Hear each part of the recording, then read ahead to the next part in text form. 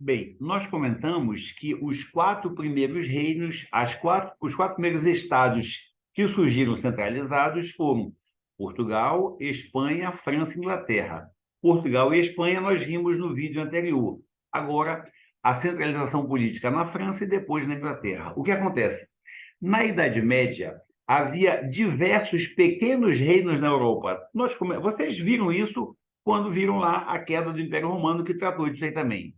Esses reinos todos, ele eram de existência passageira, apareciam e sumiam rapidamente, menos o reino dos francos, que depois, é um grande reino e depois se transformou na França de hoje. O que aconteceu? O rei francês Carlos Magno, ele passou todo o seu reinado conquistando novos territórios e aumentando o império, formando um grande império chamado Império Carolíngio, porque era dessa família aí. Bom, só que, quando Carlos Magno morreu, ele deixou três netos que dividiram o Império Carolíngio em três partes, pelo Tratado de Verdun. Verdun aqui é a letra maiúscula, é um local. Pelo Tratado de Verdun. Pois bem, com essa divisão, desapareceram o grande império que o Carlos Magno havia criado e desapareceu o governo forte.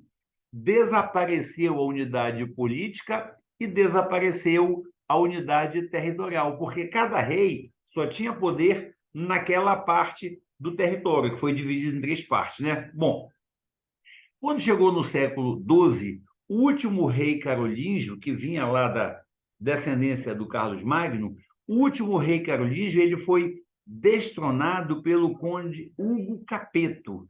E aí começou a dinastia dos reis capetingios, do Capeta. Não, é do Capeto. Essa dinastia dos capetingios buscou a centralização política, ou seja, nada de dividir, centralizar, e buscou afirmar a autoridade do rei. Isso foi facilitado pelo seguinte: em 1328, já no século XIV, faleceu o rei Carlos IV e ele não deixou herdeiros do sexo masculino, porque, pelas leis da França, só herdeiros masculinos poderiam assumir a coroa, mulheres não podiam, tá? Aí quem assumiu o reino da França foi Felipe de Valois e inaugurou a chamada dinastia Valois. Nessa dinastia Valois começou a Guerra dos 100 Anos, isso é importante, que foi contra os ingleses, tá? Olha lá como essa Guerra dos 100 Anos ajudou a fortalecer o poder do rei e a criar o Estado francês, a centralizar o poder no rei. É que com essa Guerra dos 100 Anos precisava de dinheiro para a guerra, o rei então ele teve que impor sua autoridade à nobreza feudal. Ele disse: olha, quem manda sou eu, manda dinheiro que eu preciso. Quem manda sou eu, manda soldados que eu preciso de exército. Então, o rei ele impôs a sua autoridade. Só um instantinho que é o Mateus. O rei impôs a sua autoridade e ele tinha o apoio de um exército nacional. E também, por causa da guerra contra os ingleses, surgiu um sentimento de pertença, ou seja, as pessoas se uniam. Bem, então, não sei se vocês perceberam, parei aqui rapidinho, fiz uma pausa para atender o Mateus.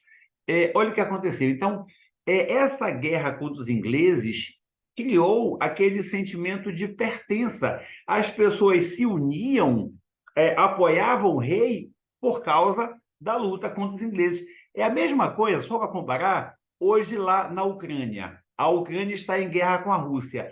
Por conta da guerra, as pessoas se unem e apoiam o presidente da Ucrânia. É normal, né? O povo de um país se une contra um invasor estrangeiro.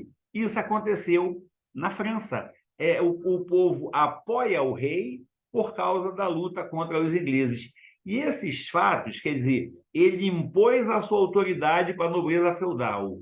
E o apoio das pessoas, isso facilitou a consolidação da monarquia absolutista. E olha lá, o maior representante do absolutismo foi Luís XIV, no século XVII. Ele era conhecido como Rei Sol, porque ele dizia assim: eu sou tão importante para o reino da França quanto o sol é importante para a vida. Tipo assim, sem o sol não tem vida, sem mim não tem França. Mais ou menos isso, né? Ele comparava a sua importância à importância do sol. Bem modesto o rapaz, né? E ele criou a frase chamada "O Estado sou eu". O que quer dizer? Quem manda sou eu sou o Estado, o que eu quiser acontece. Era isso que ele queria dizer com isso, tá? Essa Guerra dos 100 Anos que a gente mencionou, ela... Quantos anos durou a Guerra dos 100 Anos? 116 anos, não foram 100, tá? Ela foi de 1337 a 1453 e ela teve motivos políticos e motivos econômicos. Motivos políticos. O rei da França, ele confiscou territórios que eram do rei da Inglaterra, mas ficavam na França, tá? Ah, mas como é que o rei da Inglaterra tinha território na França? A gente vai já ver isso. Em resumo, um duque francês da Normandia, ele invadiu a Inglaterra e se tornou rei. Então, ele se tornou rei da Inglaterra, mas ele tinha território na França. Esses territórios que foram confiscados, tá? A gente vai já falar sobre isso. Então, motivo político. O rei da França confiscou territórios que eram do rei da Inglaterra. Motivo econômico. Tinha uma região, onde hoje é a Bélgica e a Holanda, a região de Flandres, essa região importava lã da Inglaterra. Só que os franceses queriam estabelecer um monopólio, dominar o comércio naquela região, ou seja, só eles poderiam vender. Se eles fizessem isso, iam prejudicar, claro, os comerciantes ingleses. E aí começou a guerra. Essa Guerra dos 100 Anos, ela foi travada no território francês, mas ela não foi contínua. Houve diversas pausas, diversas tréguas. Os ingleses venceram a maior parte das batalhas, mas aí surgiu uma camponesa, uma heroína francesa, que ela se apresentou ao rei dizendo: olha, eu fui encarregada por Deus de expulsar os ingleses. E aí o rei aceitou a Joana d'Arc no exército, ela liderou várias batalhas e ela efetivamente começou a derrotar os ingleses e rapidamente, em poucos meses, libertou quase toda a França. Só que em 1430, a Joana d'Arc foi presa pelos ingleses, foi acusada de ser feiticeira e foi queimada na fogueira.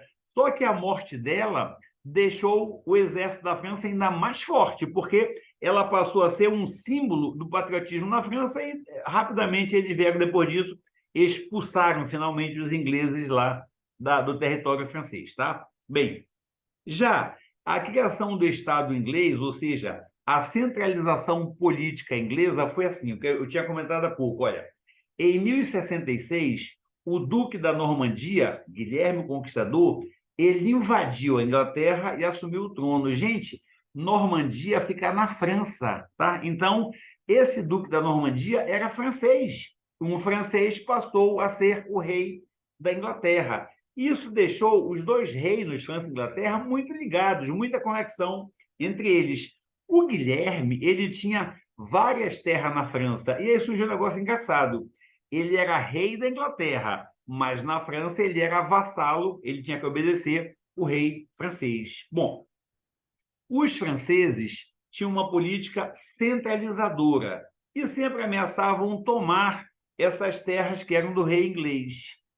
Teve um rei inglês, rei da Inglaterra, chamado Ricardo Coração de Leão, que ele passou praticamente todo o seu reino, durou 10 anos, ausente da Inglaterra, ou participando das cruzadas, ou defendendo as terras dele lá na França. E para poder sustentar essa guerra que o rei Ricardo travava, ele teve que cobrar pesadas taxas e a nobreza inglesa foi ficando revoltada. Quando o Ricardo morreu, o irmão dele, João Sem Terra, porque ele perdeu todas as terras, por isso é João Sem Terra, ele continuou a guerra contra a França, mas ele foi derrotado e perdeu a maior parte dos territórios, dos feudos que ele tinha na França. Por isso que ele é chamado de João Sem Terra, ele perdeu as terras. Bem, os nobres ingleses se aproveitaram dessa fragilidade do rei, porque ele tinha sido derrotado, e fizeram ele assinar a chamada Magna Carta. É importante esse nome. Essa Magna Carta trazia várias limitações aos poderes do rei. O rei ficou proibido de criar impostos ou de alterar leis e costumes a não ser que ele tivesse aprovação de um conselho que era formado pelos nobres, tá? Então, olha só, o Estado Nacional Inglês, a criação, o surgimento do Estado inglês está associado à Guerra dos 100 Anos e à Guerra das Duas Rosas, sobre a qual eu não vou aprofundar, não. Está no livro de vocês, mas acho que não vai ter importância, não. Bem, foi o rei Henrique VII da Inglaterra que construiu as bases do Estado moderno inglês. Como? Ele pacificou as disputas entre os territórios e ele criou um exército nacional. O rei, sem o exército nacional, jamais conseguiria ter poder sobre todos os demais nobres, tá? Bem, o auge do absolutismo inglês foi no reinado de Elizabeth I. A rainha que morreu há pouco tempo era Elizabeth II.